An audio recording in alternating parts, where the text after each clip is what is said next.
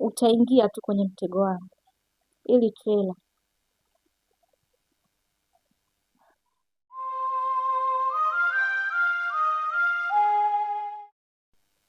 yule mwanamke sijui ni jini, sijui ni mchawi, sijui ni shetani.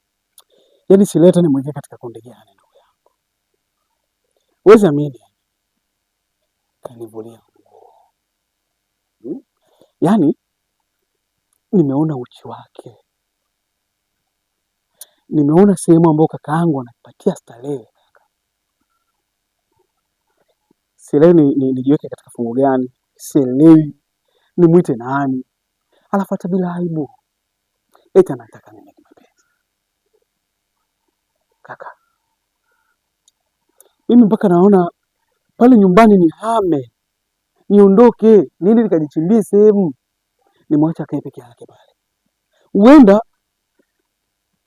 kaka kirudi, yale afanya akiwepo yeye, mimi situweze kuyaelezea haya kaka. Hii ni aibu ndugu yangu.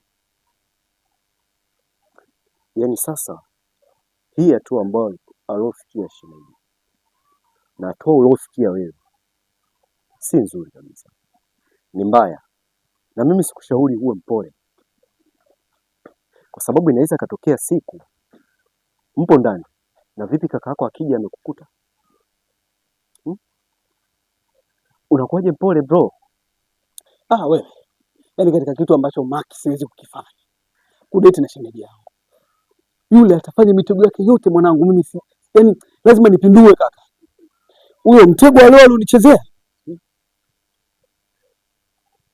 uchi wa unyama kaka, kwa mwanaume mwingine hawezi kutoboa kaka. Nimekaza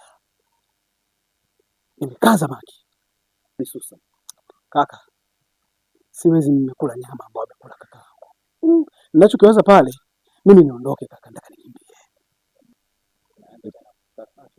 Sasa unavyotaka kukimbia unamaanisha kwamba unaweza kusuluhisha hili? Mimi sikushauri brother, tena kabisa kabisa. Wewe endelea kuvumilia, afuone picha yake itakuwa vipi. Changamoto ndugu yangu, mimi ngoja niende tu banda la mpira, na mimi nikikaa mpaka saa 4 usiku, saa 5 atakuwa kashalala. Nikirudi sasa hivi atasumbua tu. Sawa, haina noma brother.